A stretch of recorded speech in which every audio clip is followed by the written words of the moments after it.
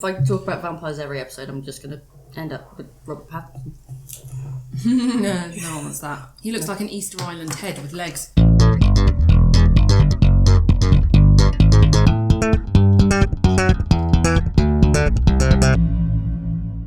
Okay, so for round 2, we've got a new round. It's called Weird Biology. And starting off, we are going to be starting with Laura. Laura, what have you got to say? I still can't believe you're not going to use that one about sucking stuff in through an opening and then firing it out of a funnel. Because that's quite weird. Yeah, that would have been my choice for Weird Biology, actually. So my fact for weird biology is that sharks are mass murderers before they're even born. Yeah. Are they? This is in specific relation to the sand shark.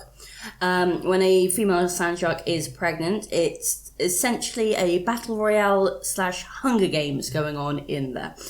A mother sand shark produces hundreds of embryos with tiny razor-like teeth. During pregnancy, the embryonic sharks will attack and kill each other.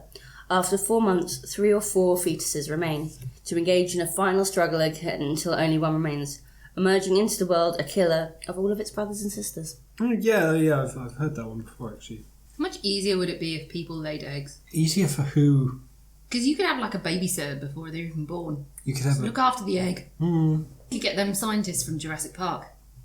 But we would then be reptiles, which would mean we'd be cold-blooded and various other different things. They have a lot of problems. Yeah, but we'd we have could to lie shed on rocks things in as the well. sun. Yeah, but we'd never... We shed stuff already. That's what Veet's for. What's for? Veet. It's not hair removal cream. Yeah, don't muddle his brain.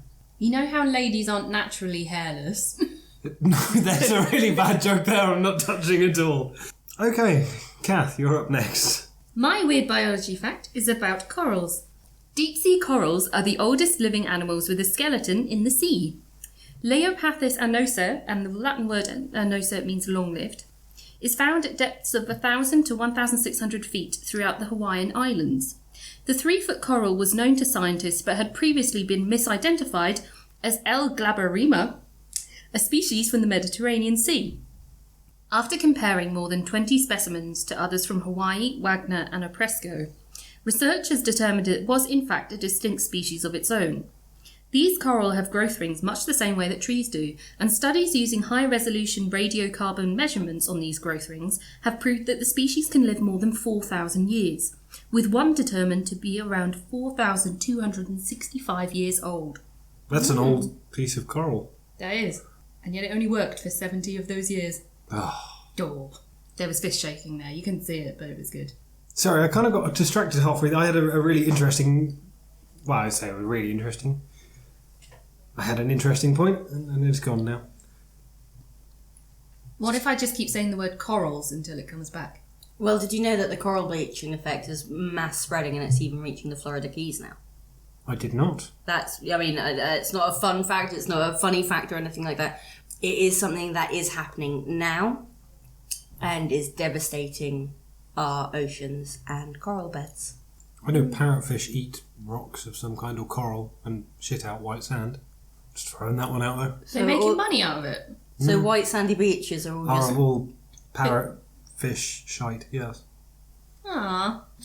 My fact is that Stimpson's Nopoli, I'm not sure if it's Nopoli, but it might be. Maybe well. Yeah, it's fine, it's Nopoli. Stimpson's Nopoli goby climbs waterfalls with its mouth. So many species of goby can climb waterfalls tens of metres high.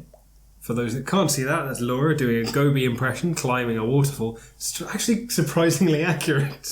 Having seen this thing, it's really weird. So yeah, but this particular... Why are you surprised? You impersonating a fish climbing a waterfall with its mouth, I wouldn't think that would be one of the things in your repertoire, to be honest. Comes up a lot in Articulate. Okay, so goby fish climb waterfalls. So many species of goby can climb waterfalls tens of metres high, but this particular goby can climb in excess of 100 metres. The equivalent would be a human beaming...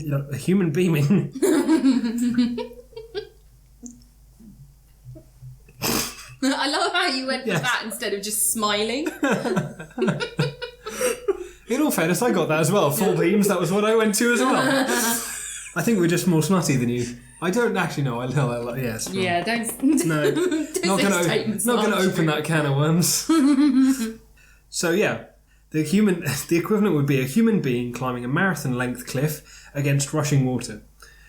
This happens when its mouth changes from terminal to subterminal, which I had to look up. Basically, it moves position in the space of 2 days during its adolescence. So it would be from the end of it to not quite the end of it. Yeah, basically. So front to under, hence sub. Instead of anti. That's mental.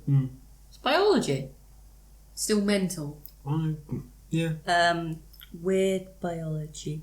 Cross weird output mental. Mental biology. Yeah. BSc biology. Not Bachelor of Science, batshit crazy. Mm-hmm. Yeah, good. Just make sure. Did it just be crazy? That's BBC. That's more of an A level. Thanks for that bitty snicker. Okay. Well, on the flip side, do you know about one of the goby fish's mating rituals? No, I don't. Tell me. Okay, so one of the species of the goby fish knows that the female is particularly interested in this orange type food that's found, and I can't remember specifically what it's eating, but it's a very bright orange colour. So they have adapted so that they flip over so that their bellies are exposed and change the colour of their bellies to being bright orange, therefore attracting the women to them. So we all thought it was a way to a man's heart through his stomach. Turns out, way to the goby female. So Kirby, you could always flip over and paint it like a magnum. No, I'm not. I'm just not gonna. Getting a KFC menu printed on your on What your kind end of women of it. do you think I go for? Ones who love KFC. There's no point in any others. Okay, so Okay, so that was round 2. We have weird biology. We have Laura's homicidal shark babies, Kath's ancient coral, and my clinging gobies. What are we going to go with, Laura? I'm going to go with your gobies, partly because I can do a really good impression of it. For the record, you can do a very good impression of a goby climbing a waterfall. And I'm gonna go for the sharks, I think. Dana, Dana. Does that mean that sharks basically lose weight during pregnancy? Pretty much. Well, no, because the baby because gets the bigger. embryos are going to be quite small in terms of weight and stuff, and as they grow, they're going to basically be eating each other for the nutrients, Yeah, I etc. suppose. But then once you get down to the final 4, that's got to be pretty close to the end, isn't it? It's the final countdown, so.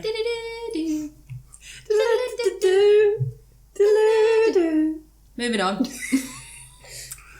It's like that. No, I've told you this joke before. How do you spot a gay shark? How do you spot a gay shark? How? Dun it, dun it, dun it, and I'm going to vote for Laura. Well done, Laura, on winning that round.